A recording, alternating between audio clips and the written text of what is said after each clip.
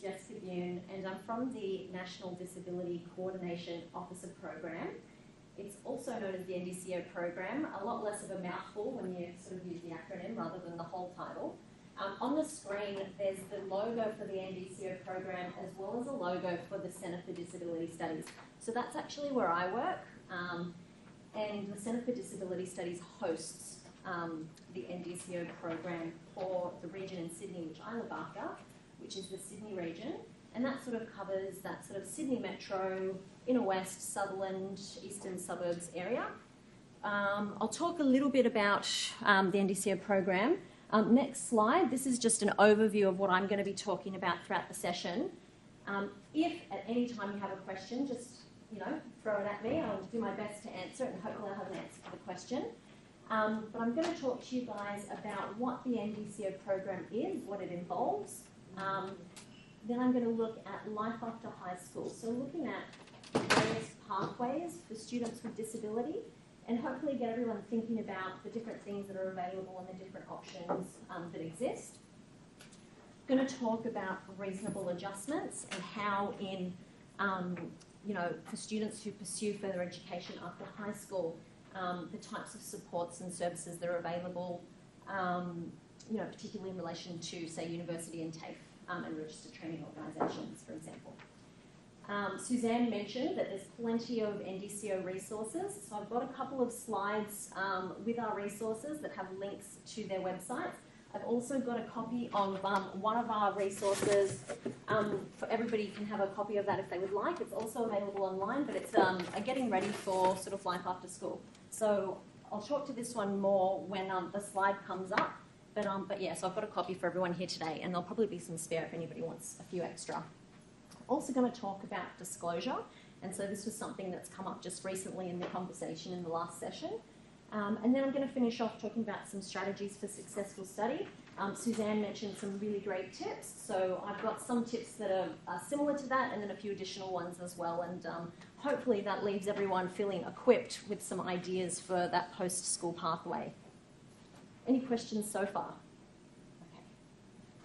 So what is the NDCO program? Well, the National Disability Coordination Officer Program, we work strategically to assist people with disability to access further education and training and employment. Our role or our goals is to improve the linkages and the transitions of people with disability into education and employment. So I might mention a few employment things as well throughout the session, and you can certainly ask me more questions about that as well. But the way that we do this is we work strategically with schools, with education providers such as universities, TAFEs, registered training organisations, community colleges and so forth, employment services, and it's really around equipping those organisations and institutions as well as equipping people with disability with the information about what's available in terms of supports, in terms of various pathways, and so it's really around raising awareness and building individual capacity. Who is the NDCO program for? Well, we follow within the NDCO program, which I'll also mention as well, is funded federally by the Department of Education and Training. We follow the term disability that's been defined within the Disability Discrimination Act. So that covers hearing impairment, vision impairment, physical disability, learning disability, psychiatric, psychological disability, an acquired brain injury, chronic medical conditions, so things, for example, like asthma, or temporary disability. So if someone's had an injury, that means that for a particular period of time they're going through rehabilitation. So we cover all the word disability in its fullest sense. And the age range that we work with is between 15 to 64 in terms of anyone with disability who's looking at education and employment. So this next slide, this is just a title slide. So life after high school, further education and training. So I'm going to spend some time now talking about the different pathways that exist and how students with disability can access various supports and services in different settings. On the screen, there's an image of various pathways. So I'm not sure, I'll read them out, so hopefully if at the back if you can't see or if there's any questions you can call out. There's arrows on the screens, and it's just got some prompting questions to sort of get everyone thinking about what you might be interested in doing. I know there was conversation before around, what people were thinking they might be doing, and I heard a few different examples, and sometimes people might know what they're interested in, and sometimes it's one of those things where, as Suzanne said before, you got a work experience and you realise, I never ever want to do this again. So it's, a few different ideas here. But some of these prompting questions in the arrows on the screen are to get you thinking about what you might want to do. So for example, do you want to do further study? Do you want to combine work and study? Do you want to go straight to work? Do you need extra transition support? And this is really, I guess, honing in on the various options that are available in relation to TAFE, in relation to university, in relation to work, employment options, registered training organisations, apprenticeships, traineeships. So certainly there's a lot of things available and a lot of supports that exist to support students with disability so that they can pursue the education or the pathway that they're involved in. So this is the resource that I mentioned earlier, the Get Ready for Study and Work booklet. This is a really great resource because it's got a lot of exercises in here to get a young person thinking about what they do want to do, what they're passionate about, what their interests are, and how that might translate to after school, particularly if you're going to go into that in an employment setting. So it's a really good way to kind of get those ideas out. There's an accessible soft copy version on the University of Western Sydney, the University of Western Sydney website. They're the host organisation that developed this resource, and it's been based on evidence and best practice. So quite a good resource. I'll hand those out a bit later. And I think as well, Ellen is also going to have a copy of the PowerPoint to send out, so you'll be able to access the links that are on the slide as well. So one thing, I can't remember if this came up earlier, but reasonable adjustments. Has anybody heard of that term before? Does anybody want to give a quick overview? I mean, we've got it up on the screen. What is a reasonable adjustment? It's a measure or an action taken to assist a person with disability to be able to participate in education and training on the same basis as other students. An adjustment is reasonable if it achieves this purpose while taking into account the learning needs and balancing the interests of all parties, including the student with disability, the school, where they're studying, staff and other students. So under the Disability Discrimination Act, every education provider is required to provide reasonable adjustments to students. So each student, everybody is so different. So what that looks like for each person is going to be very individualised. There's a lot of conversation before about talking to TAFE or talking to university to sort of identify what those supports might be. So I've got a few examples coming up of the types of supports that might be accessed in both a TAFE setting and a university setting. And yeah, just kind of, it's easier, I'll actually go to the next slide because it puts it into a clearer sort of image, I suppose. So this slide is looking at disability at TAFE. So at TAFE, the people who support students with disability are called teacher consultants. Teacher consultants provide a range of services to students. So this includes meeting with the student to choose, for example, an appropriate course, something that ties in with what they're interested in doing, supporting a student through the enrolment process, supporting a student to determine and identify the types of support that they might need to actually undertake their study. So on the screen, we've got examples of the types of supports that students can receive. This is just a snapshot. There's certainly other things available as well, and it would be a matter of having a conversation with the TAFE teacher consultant to be able to identify what those are. But we've got identifying classroom support and assessment modifications, tutorial support, adaptive technologies, interpreters, note takers, counselling. So I actually had done a course many years ago where I was a note taker for a student with low vision. And so what that process actually involved, I guess in my role in doing that and in being a note taker, was that we shared the same class together. I would take notes, we'd go through them, I would photocopy those notes, and then I would give those to that student. So that was organised through the consultants there, and that was something that was part of that student's plan. Any questions so far? Okay. One of the things I'll also mention as well around TAFE is that if a student is on the disability support pension, they can be eligible for a fee exemption if a course is on a smart and skilled list. So it's really, I suppose, something that if you're considering studying at TAFE and you do have a conversation with a teacher consultant and identify with them what you might be interested in and the supports that, the supports that are available, there is the possibility that actually that fee will be waived for that course. Of course, that will require paperwork as well. So when a student is going to TAFE and they're meeting with a consultant and they're going through the disability services there, you do need to actually have that documentation and that evidence around your disability. This ties back into what was mentioned before around disclosure, but I'll come to that in a little while. Disability services at university. At university, the people or the staff who support students with disability are known as disability advisors or disability liaison officers. So one of the things, I suppose, and I've got a really nice example from Sydney Uni about a particular student with low vision that I'll share shortly. On the screen, we've got some examples again of the type of supports that students can receive. So things like classwork support, alternative formatting, assistive technology, exam adjustments, again, note-taking, peer mentoring, special consideration, interpreting, and access to peer lecture notes.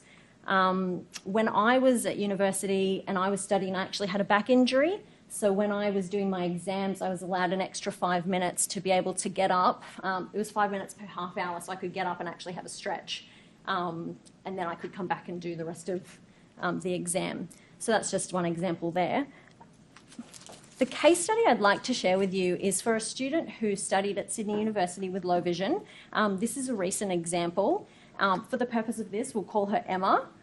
And just to give you, I suppose, a rough idea of how in different areas of her academic plan, how different supports came together. So in terms of study materials, Emma needed electronic copies. So she needed electronic copies of textbooks to use with her screen reader.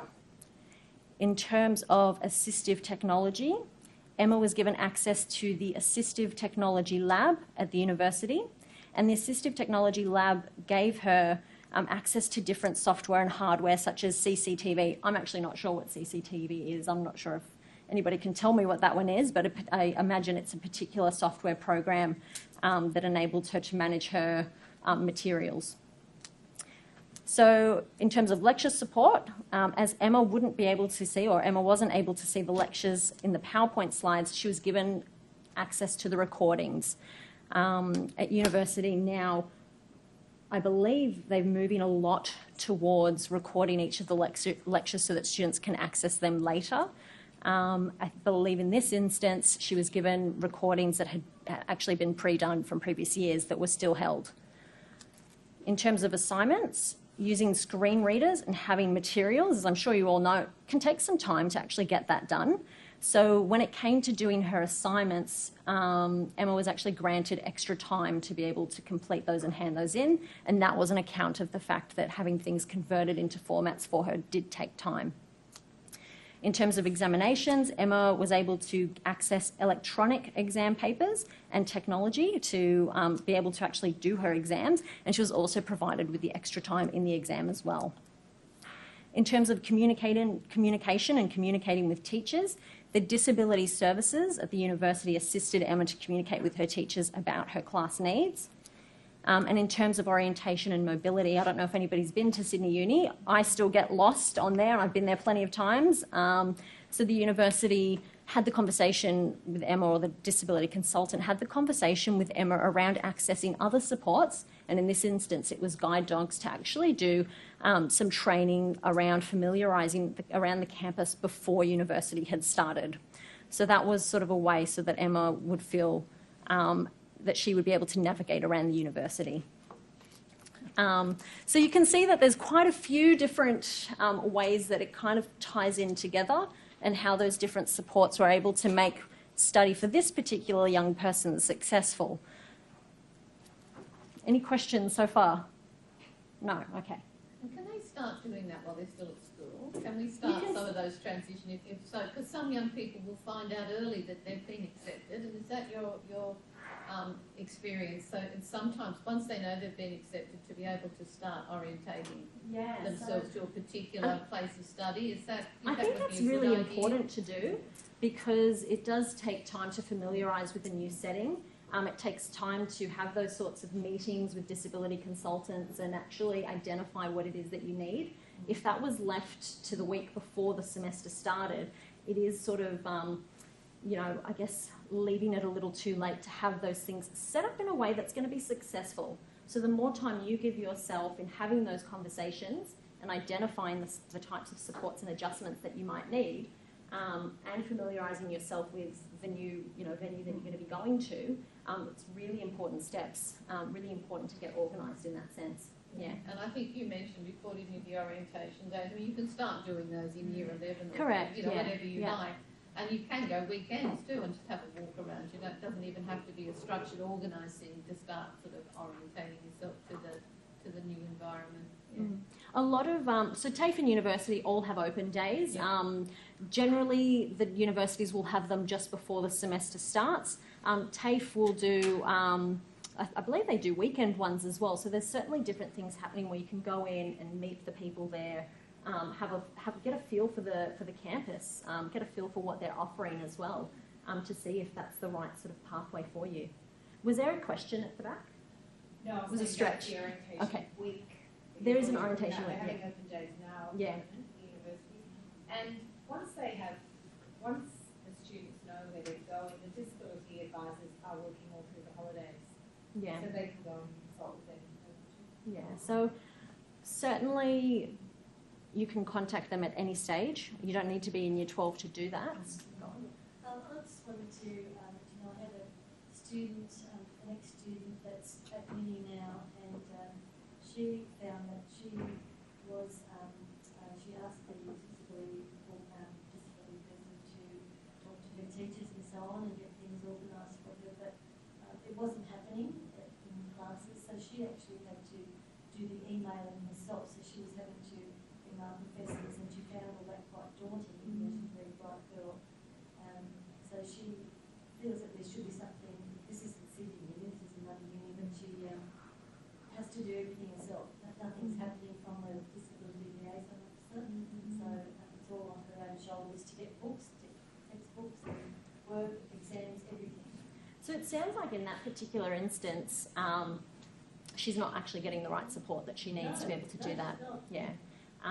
It makes me think a little bit about what came up earlier around advocacy and being able to speak up. It's a very hard skill to master, to be able to say, this isn't working and actually you need to support me with this. I can't be doing all these things.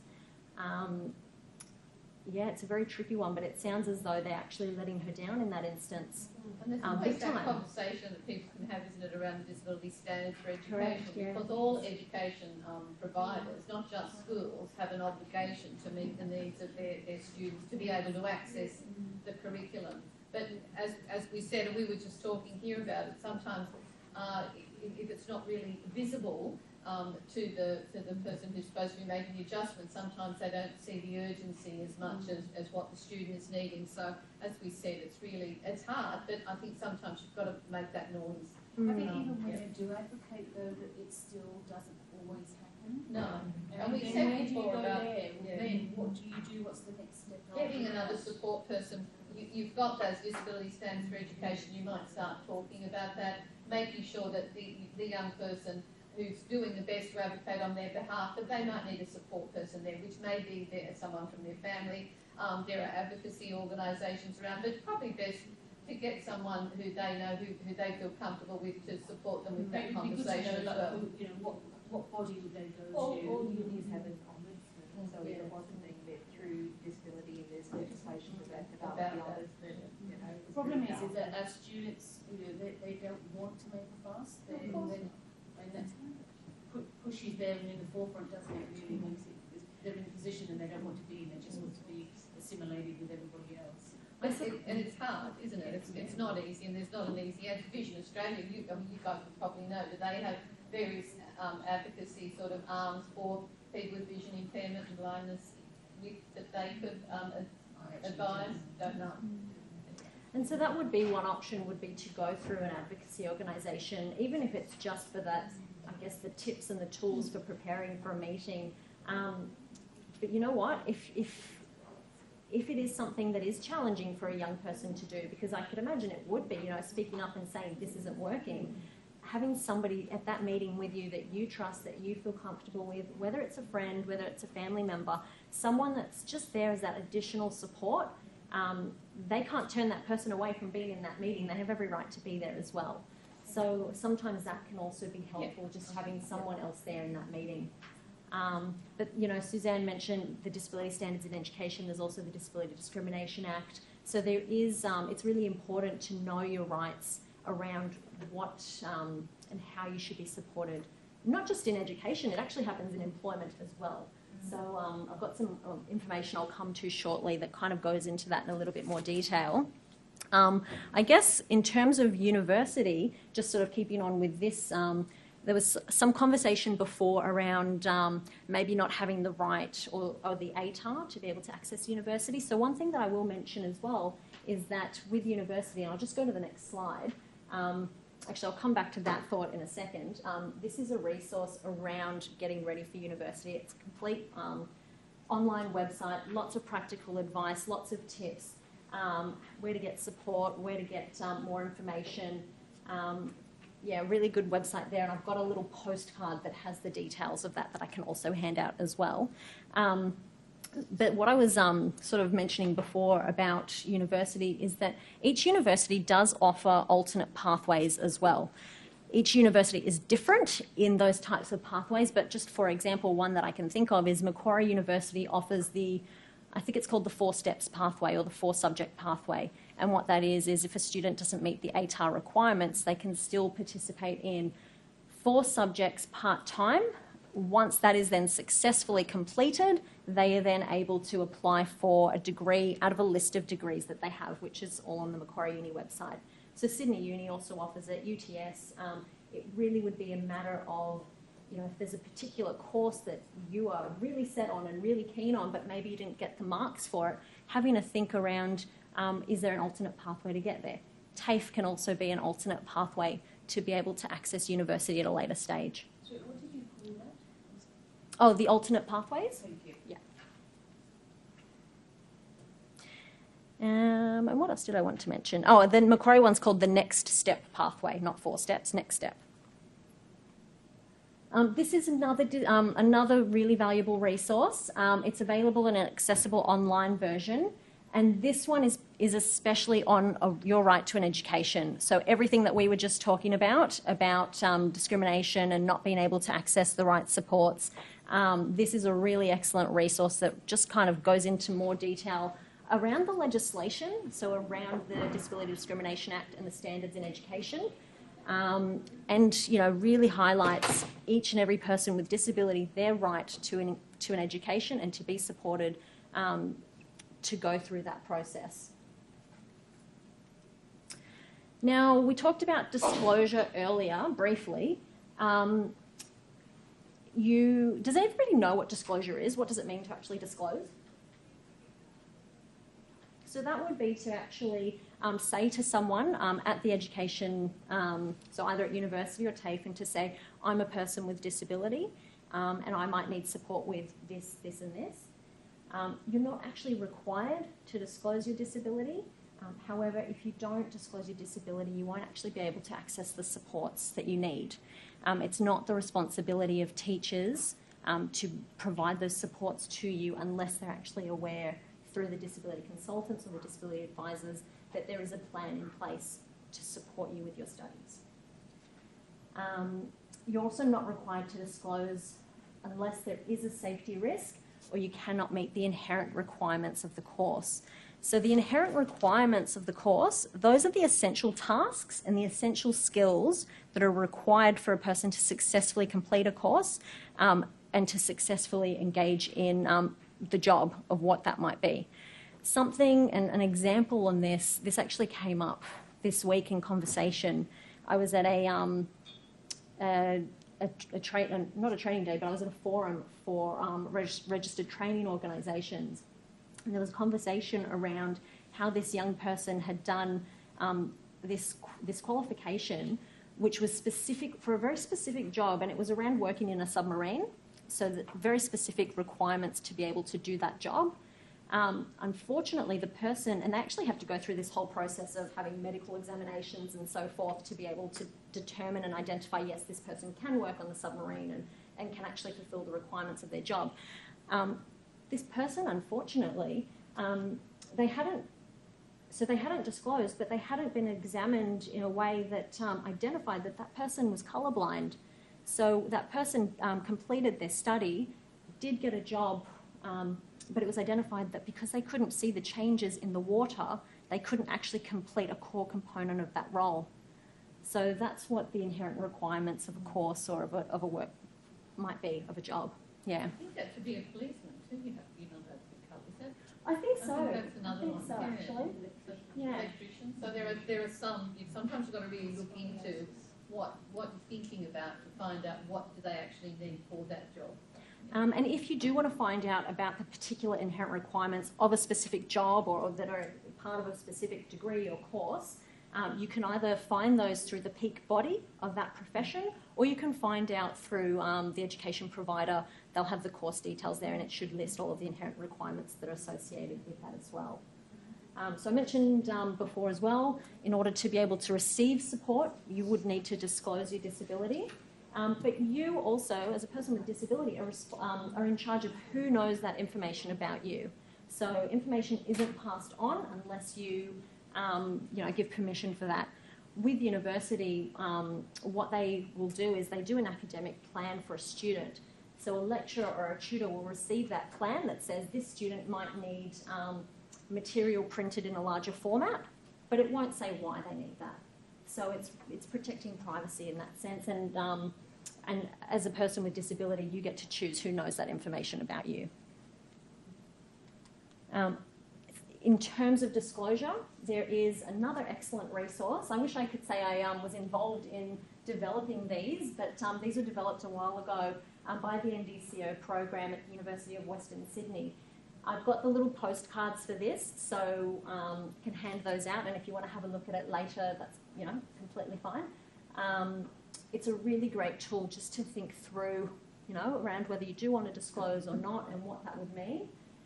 This isn't just in relation to education, it's actually also in relation to employment as well.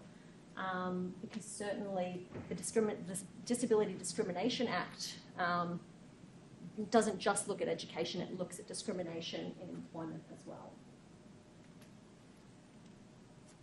So this brings me to the next sort of stage of the session, which is around these top tips. So we had some conversation earlier. Suzanne was talking about some tips. Some of these are similar, some of these are a little bit different. But what I can definitely say, and this has actually been developed from, I think it was University of Western Sydney as well. Let me double check. Yeah, so top 10 tips developed by UWS. Tip number 1 is get ready early. It's never too early to start planning and start thinking about what you might want to do after school.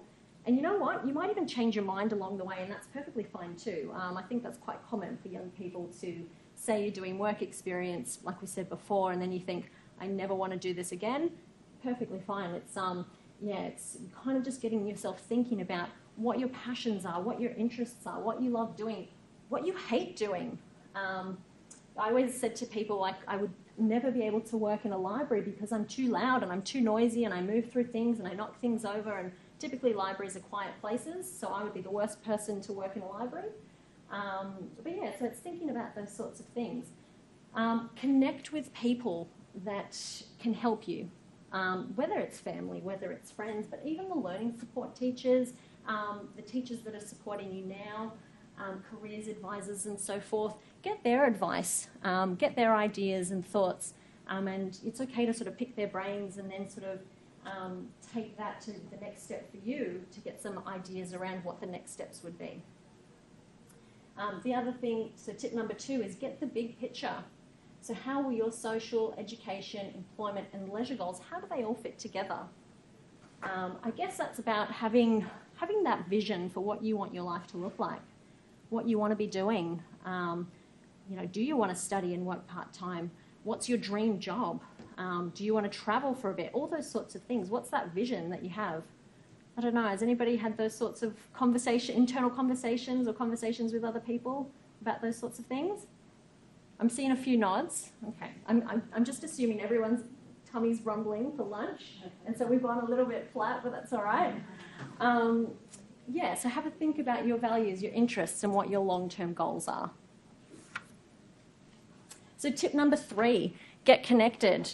Others who can help you transition. So if it's the Department of Education and Training, there's the support teacher transitions. If it's the Catholic Education Department, it's the transition officers. So there are people there that can support you and help you through that transition process.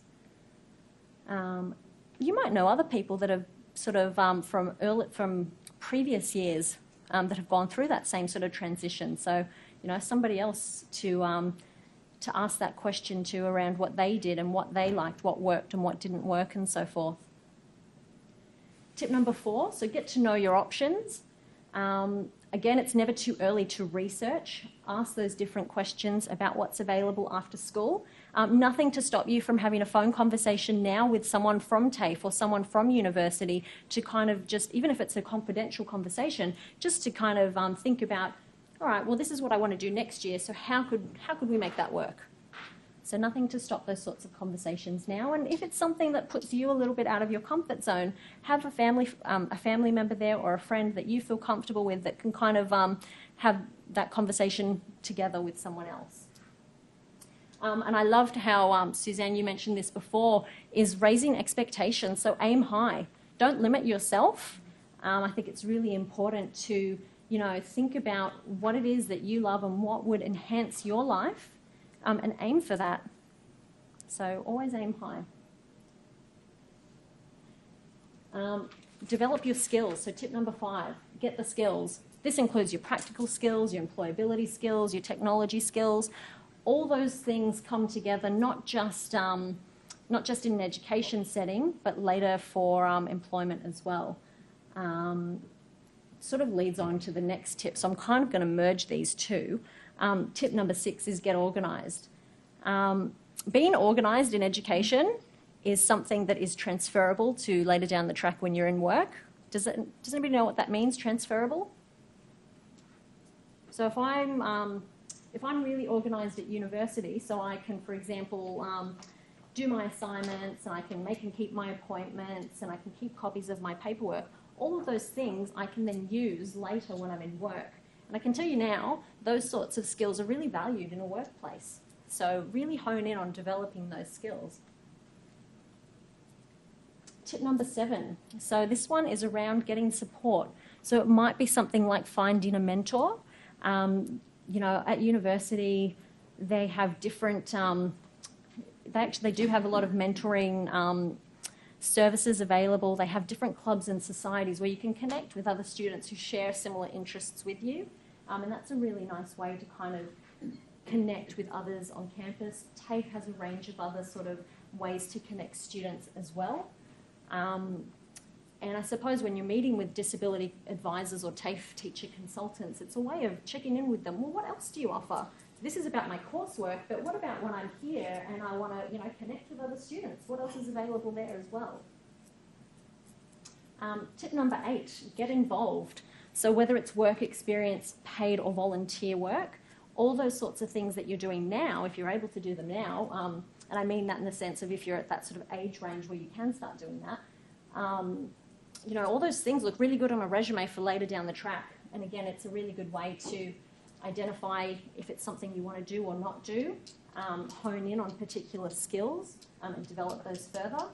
And the other tip as well, I suppose, that's, you know, you've got that study aspect of university and the study aspect of TAFE, but there's also that social aspect that I was talking to before. So if you can, and if you're interested in doing it, participate in it in as many different experiences that you can. And different activities that are available. Tip number 9, get to know your rights and responsibilities.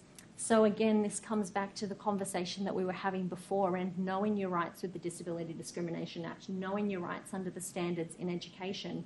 I know that at the moment it just sounds like I'm throwing words out there, but it's really important to be able to seek those sorts of accommodations when you need them, and to be able to speak up and say, this isn't working, we need to try something else. And so, yeah, and the other thing I think as well that's really important is, because, you know, you're in control of telling people about your disability if you choose to do that, so you can consider what it is that you want to tell them about your disability, and how much detail you want to go into as well.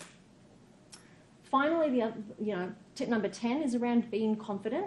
So don't ever be afraid to explain to people what it is that you might need. And you know what? You might not know what you need, but that's okay to try different things and access different supports within the education system, and to see, to give your feedback if it is working or if it isn't working. Believe in yourself and practice standing up for yourself. That's a really important skill, not just in education, but throughout every area of your life, is speaking up for yourself. And it goes back to being able to advocate for yourself and maybe for others as well. So those are the tips that we have there. The next slide, this is just my end slide with my contact details.